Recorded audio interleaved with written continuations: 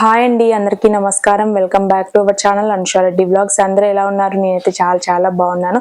అందరికీ కూడా ముందుగా అయితే thank you so much. Friends, family, relatives అందరికీ కూడా థ్యాంక్ యూ సో మచ్. నన్ను ఇలానే సపోర్ట్ చేసి ముందుగా కూడా 100K ఫ్యామిలీ రావాలి అనేసి మనస్ఫూర్తిగా కోరుకుంటున్నాను.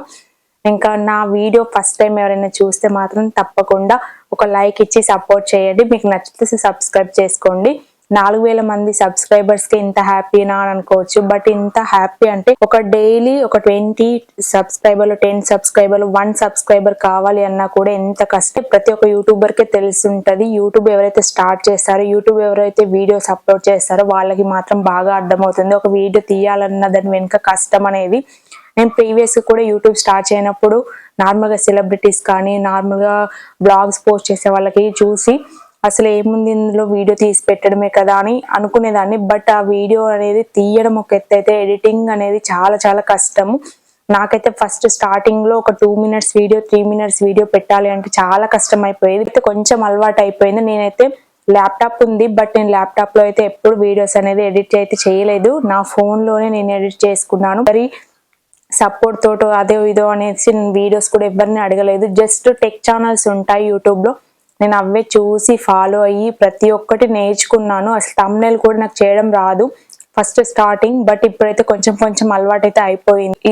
ఇక్కడి వరకు వచ్చాను అంటే దానికి ఒక 2-3 మెంబర్స్ అయితే కంపల్సరీగా ఉన్నారండి. ఫస్ట్ మా హస్బెండ్ సపోర్ట్ లేకపోతే నేనైతే ఇంతవరకు రాకపోయేదాన్ని.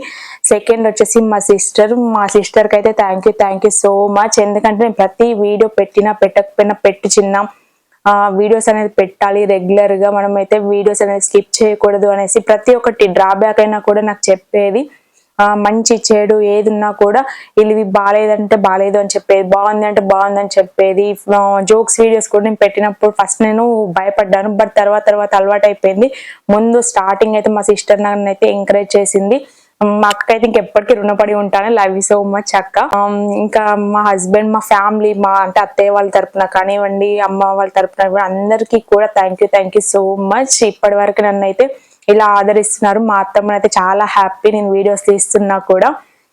ఇంకా ఈ వీడియో చూస్తుంది, కంపల్సరిగా లైక్ కూడా చేస్తుంది. ప్రతిరోజు పెట్టిన వీడియోస్ అన్ని, పోస్ట్ చేసిన వీడియోస్ అన్ని కూడా చూస్తూ ఉంటుంది. సో ఇంకా వీడియో అయితే ఇప్పుడైతే మీకోసం అనేసి బిర్యానీ అయితే చేద్దాము అనేసి, అంటే మీకోసం అంటే నా హ్యాపీనెస్ మీతో షేర్ చేసుకోవాలి అనేసాను. మా హస్బెండ్ కి కూడా చెప్పాను ఏదో ఒకటైతే స్పెషల్ అయితే కంపల్సరీగా చేస్తాను, స్వీట్ ఆర్ హాట్ ఏదో ఒకటైతే చేస్తా అని చెప్పాను. బట్ ఇప్పుడు ఇంకా ఆఫ్టర్నూన్ లంచ్ అయితే ప్రిపేర్ చేయలేదు కాబట్టి ఇప్పుడైతే మీతో కాసేపు మాట్లాడిన తర్వాత పన్నీర్ బిర్యానీ అనేది స్టార్ట్ చేద్దాము అనేసి వెయిట్ చేశాను. ఇంకా నేను కూడా ఇంట్లో వర్క్స్ అయితే కంప్లీట్ అయిపోయాయి. సో వీడియో అయితే లేట్ చేయకుండా పన్నీర్ బిర్యానీ ఎలా చేసుకోవాలో చూద్దాం. ఏ బిర్యానీలోకైనా ఫ్రైడ్ ఆనియన్స్ లేకపోతే అస్సలు బాగోదు. నేను కూడా పన్నీర్ బిర్యానీలోకి అయితే ఫ్రైడ్ ఆనియన్స్ ఫస్ట్ అయితే వేయించుకుంటున్నాను. ఇంకా డీప్ ఫ్రైకి సరిపడా ఆయిల్ పెట్టుకొని సన్నగా కట్ చేసి పెట్టుకున్న ఆనియన్స్ అన్ని కూడా వేసుకున్నాను. గోల్డెన్ బ్రౌన్ వచ్చే వరకు అయితే ఆనియన్స్ అయితే బాగా ఫ్రై చేసుకోవాలి సన్నని మంట మీద. ఇప్పుడైతే పన్నీర్ అయితే కట్ చేసుకుంటున్నాను. నేనైతే మీడియం సైజ్ గా అయితే తీసుకున్నాను పన్నీర్ ముక్కలు. చిన్నగా తీసుకుంటే ఇంకా బిర్యానీ కాబట్టి విరిగిపోతాయి, అందుకని మీడియం సైజ్ లో అయితే కట్ చేసుకున్నాను. పన్నీర్ అయితే 200 grams అయితే తీసుకున్నాను. ఇప్పుడైతే స్టవ్ ఆన్ చేసుకొని ఒక ప్యాన్ పెట్టుకొని బాగా హీట్ అయిన తర్వాత ఆయిల్, పసుపు, కారం, ఉప్పు అన్ని వేసుకొని ఒకసారి కలుపుకోవాలి. కలుపుకున్న తర్వాత ముందుగా కట్ చేసి పెట్టుకున్న పన్నీర్ ముక్కలు కూడా వేసుకొని బాగా ఫ్రై చేసుకోవాలి. గోల్డెన్ బ్రౌన్ వచ్చే వరకు అయితే పన్నీర్ ముక్కలు వేయించుకోవాలి. ఇంకా టర్న్ చేసుకుంటూ ఇప్పుడైతే బాగా ఫ్రై అయిపోయాయి. ఇప్పుడైతే స్టవ్ ఆఫ్ చేసుకోవాలి. ఇంకా మధ్యలో కూడా మీకు ఫ్రైడ్ ఆనియన్స్ కూడా వేగిపోయాయి అనేసి చూపించాను. ఇంకా ఇప్పుడైతే ప్రెషర్ కుక్కర్ లో అన్ని కలుపుకుంటున్నాను. ఫ్రైడ్ ఆనియన్స్, కొత్తిమీర, పుదీనా, దాల్చిన చెక్క, లవంగాలు, యాలకులు. నేనైతే మసాలాస్ అయితే ఎక్కువ వేయట్లేదు, అన్ని కొంచెమే వేస్తున్నాను. కరివేపాకు, అల్లం వెల్లుల్లి పేస్ట్, 2 tablespoons కర్డ్ వేసుకోవాలి. చాలా బాగుంటుంది కర్డ్ వేసుకుంటే. ఇంకా ఒక టమాటో అయితే కట్ చేసి వేసుకున్నాను. 1 tablespoon సాల్ట్, 1 tablespoon కారం, ధనియా పౌడర్, గరం మసాలా, ముందుగా మనం ఫ్రై చేసుకున్న పన్నీర్ ముక్కలు కూడా వేసుకొని బాగా కలుపుకోవాలి. పన్నీర్ కూడా మంచిగా మసాలాస్ అంతా కూడా పట్టుకోవాలి. ఈ మసాలానే చాలా టేస్టీగా ఉంటుంది బిర్యానీలోకి. బాగా మిక్స్ చేసుకున్న తర్వాత నేనైతే మర్చిపోయాను పసుపు, బిర్యానీ ఆకు, అలాగే 2 అయితే పచ్చిమిర్చి కట్ చేసి వేసాను. ఇంక ఇవన్నీ కూడా బాగా మిక్స్ చేసుకున్న తర్వాత ఒక 20 minutes మాత్రం మూత పెట్టి అయితే పక్కన పెట్టేయాలి. బాగా నానిపోతాయి మసాలాస్ అన్ని కూడా పన్నీర్ ముక్కలకి బాగా పడుతుంది. చాలా టేస్టీగా అయితే ఉంటుంది. కుక్కర్ లో అయితే అన్ని వేసేసుకున్నాను. ఇప్పుడైతే ప్రజెంట్ ఇది కొంచెం ఒక 10 minutes మాత్రం స్టవ్ ఆన్ చేసుకొని కొంచెం ఉడికించుకోవాలి. తర్వాతనైతే ఇంకా రైస్ అయితే పెట్టుకోలేదు. One side rice one side ఇదైతే పెట్టేస్తాను. త్వరగా అయితే అయిపోతుంది. టైం వచ్చేసి 12:45 అవుతుంది టైం కూడా.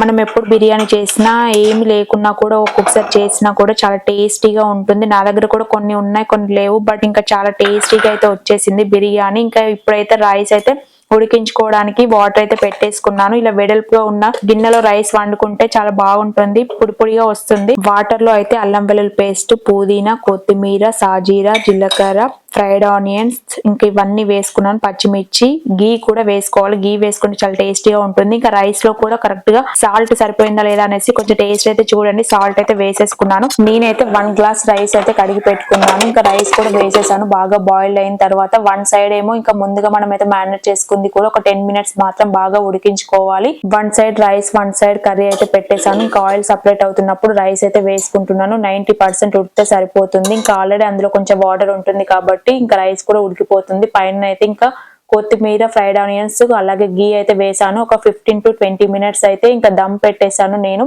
పైన కూడా కొన్ని రైస్ వాటర్ వేసుకున్నాను, ఏదైనా మనకి పలుకుగా ఉండకూడదు అనేసి. 20 minutes తర్వాత తీసి చూస్తేనైతే బిర్యానీ అయితే చాలా అంటే చాలా టేస్టీగా వచ్చింది. పొడి పొడిగా అయితే వచ్చేసింది. నార్మల్ రైస్ కాబట్టి మీకు అలా కనిపిస్తుంది, బట్ చాలా అంటే చాలా టేస్టీగా ఉంటుంది. ఎక్కువ పని లేకుండా సింపుల్ గా ఇలా అయితే ప్రిపేర్ చేసుకోండి. చాలా అంటే చాలా టేస్టీగా వస్తుంది సింపుల్ ప్రాసెస్ లో. ఇంకా నేనైతే చెప్పాను, మీకు కూడా నచ్చుతుందని అనుకుంటున్నాను. ఇంక ఇక్కడైతే రైస్ అయితే పెట్టుకొని తింటున్నాను. మార్నింగ్ అయితే మొలకలు తిన్నాను. నాకైతే ఫుల్ ఆకలేస్తుంది. మా హస్బెండ్ కి కాల్ చేసి ఇంకా లేట్ అవుతుంది అన్నారు. అప్పటికి ఇంకా 2:30 అవుతుంది. ఇంక నేనైతే తినేస్తున్నాను. మా హస్బెండ్ తోటి తినాలని చాలా ఉండే, బట్ ఇంకా ఆ రోజైతే తినలేకపోయాను. ఇంకా ఈ వీడియో కూడా ఎండ్ చేసేస్తున్నాను. ఈ వీడియో మీకు నచ్చినట్టయితే like, share and subscribe to our channel. Thanks for watching. By by.